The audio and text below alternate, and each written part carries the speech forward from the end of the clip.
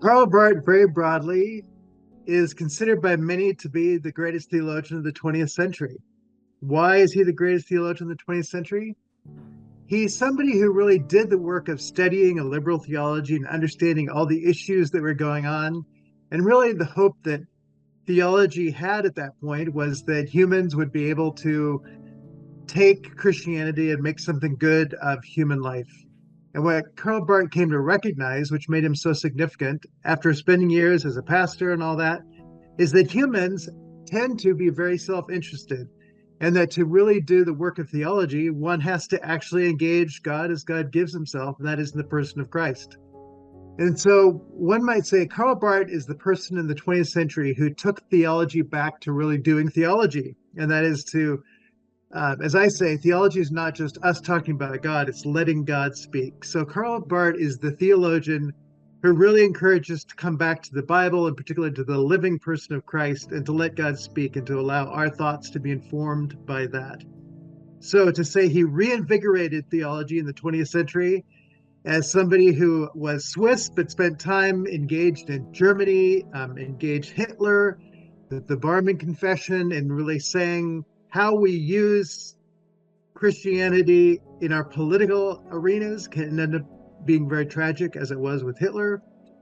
So he stands out as a huge figure, not only on the stage of theology, but in the world of politics. The nature of what is happening in Ukraine and even in the United States right now, people are using Karl Barth's work to say, how do we be the church in such a way that we're faithful to the living God and not defaulting to whatever our current political or nationalistic inclinations are.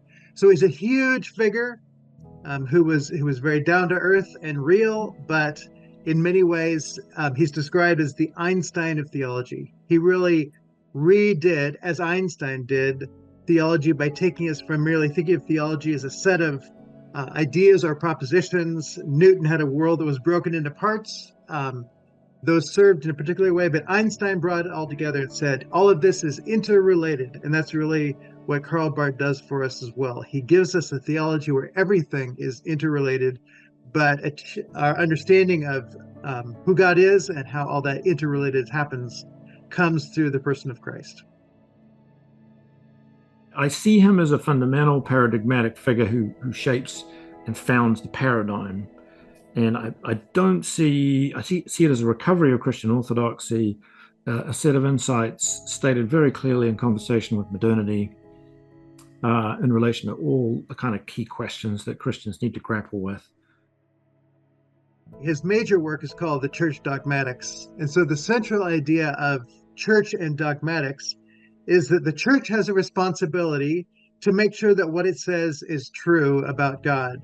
And so if we're going to say what's true, that means there's probably a bunch of things that aren't true. And so dogmatics doesn't mean a bunch of strong opinions. It's really the investigation to come again and again to say, does this really measure up to what God gives of God's self, particularly in the person of Jesus Christ? So people will say, Barth always says, begin again at the beginning, with each step of the way. Let's go back to who Jesus is, and are the claims that we make really based on something that God has given of himself? So his classic little statement, the word, and the word, there is a living word, that is the God who speaks, that we come to know through the written word, that is the Bible.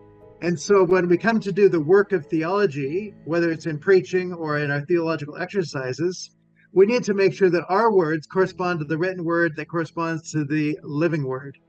So in this way, all of Karl Barth's theology is a thoughtful engagement, both with who God is, but also what do we say in the world today because of what Barth says about the one who is still living.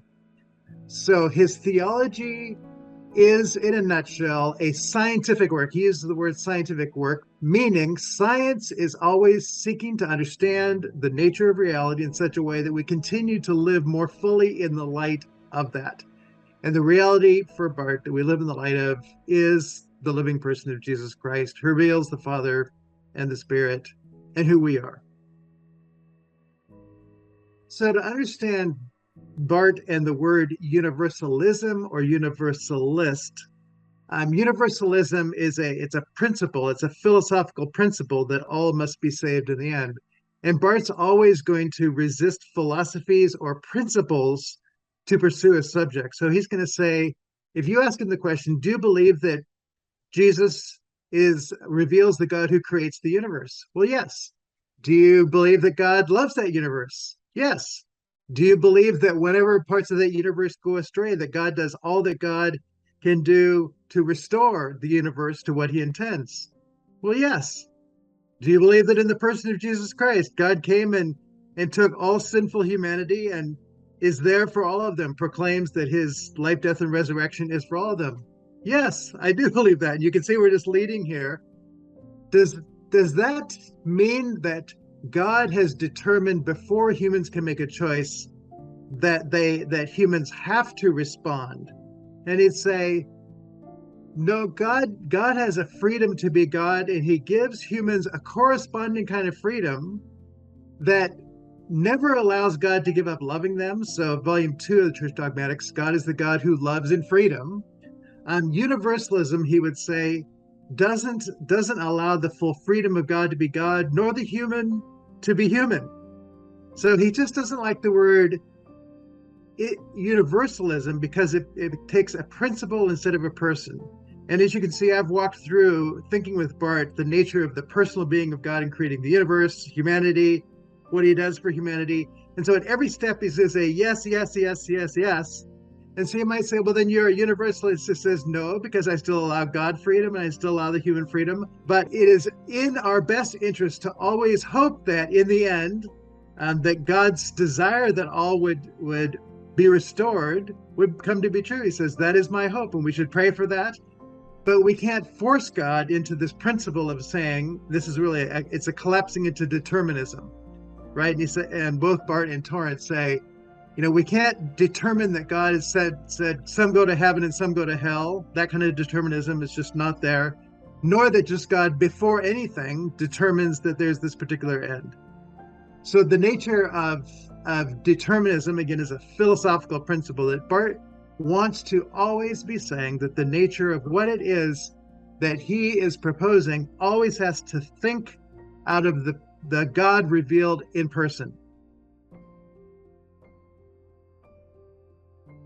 Barth read Paul as a kind of deeply Christocentric thinker, and as someone who had a highly Christocentric vision of what creation is. And so we could say, that for Barth, and this is the way that David Ferguson puts it, God created the world so that Christ could be born. So the end of creation is the coming of Jesus Christ. And it is in through the person of Jesus Christ that creation finds its fulfillment.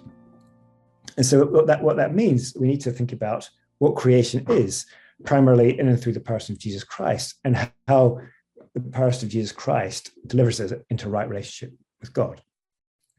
And so what is so distinctive about Barth's view of election is that for Barth, God elected creation to find its fulfillment in and through Jesus Christ.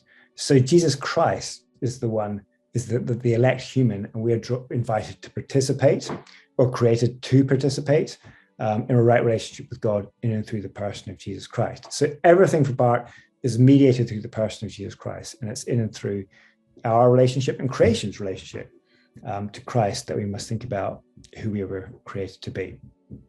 And so it means that when we try to think about our lives in this world, we need to think about them primarily in derivation from who God is for us in Jesus Christ. And what is also the case is for Barth, when we see Jesus Christ, we really see who God is for us. So Barth was kind of resistant to this notion that this is kind of God behind Jesus Christ. For him, he was really adamant that who God is and who God reveals God's self to be is evident in the person of Jesus Christ.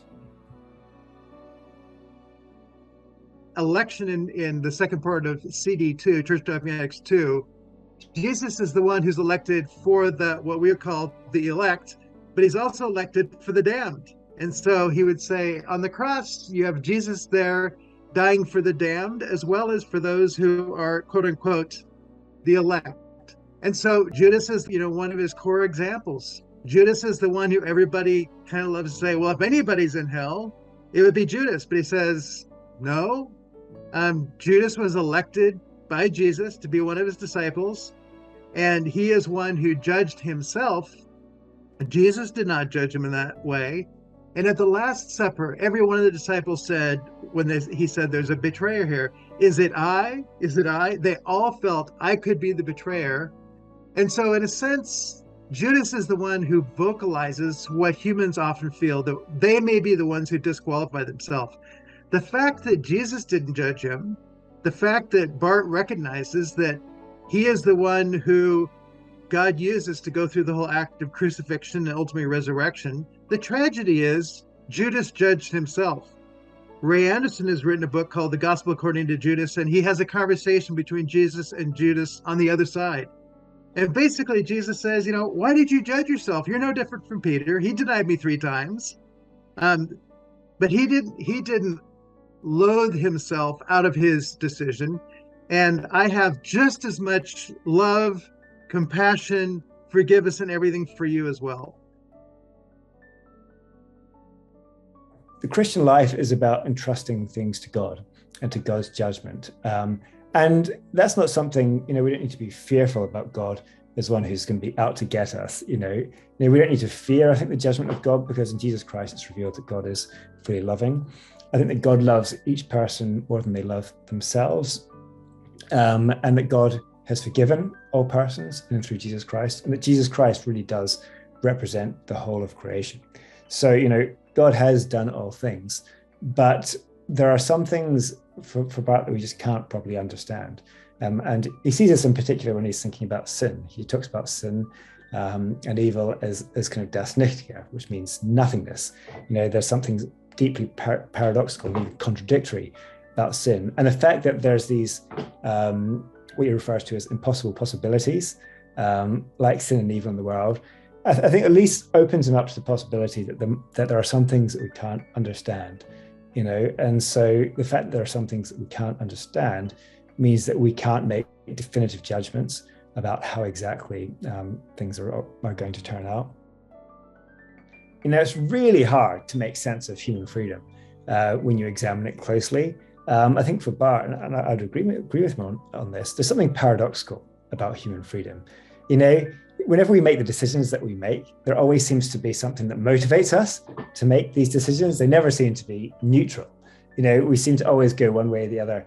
And the reason that we do the things that we do always seem to be motivated by background factors. And if we think scientifically about the psychology of the person, there's so many ways in which so much of our physicality is determining the kinds of decisions that we make, that when we really try to examine human freedom under the microscope, it almost disappears.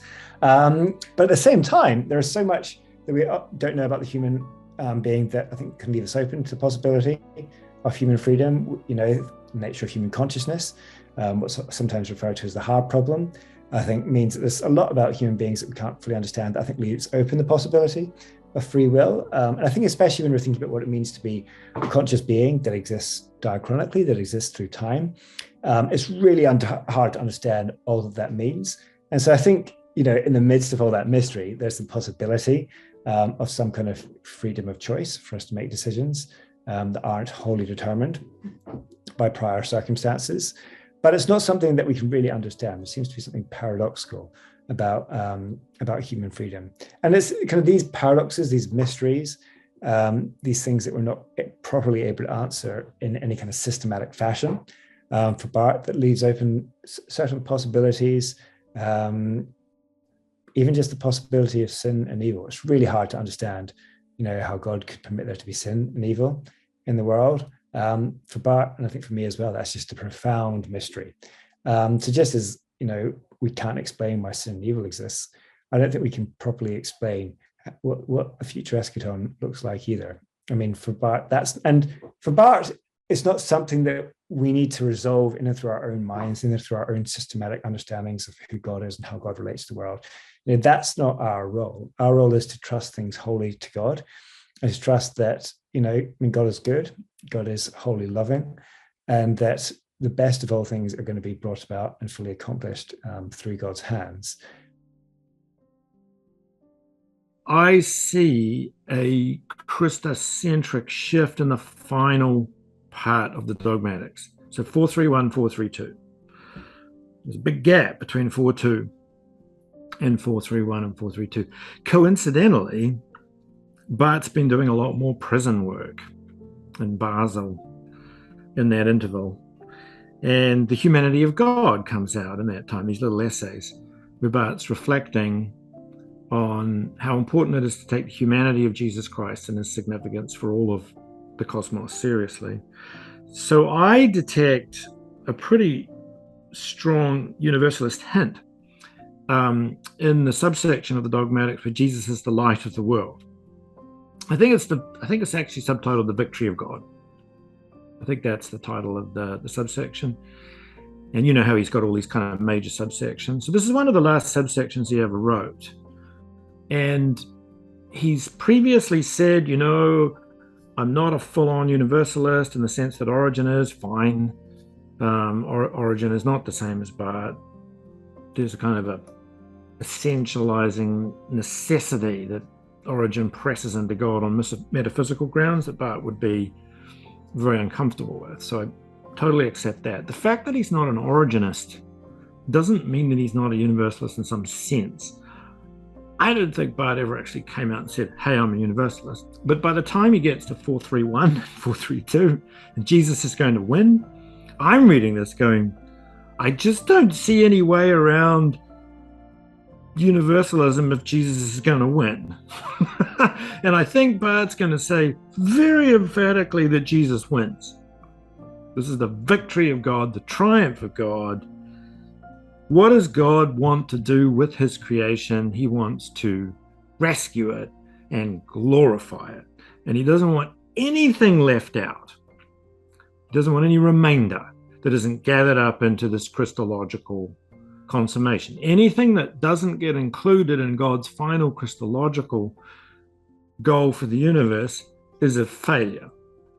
And God is not going to fail.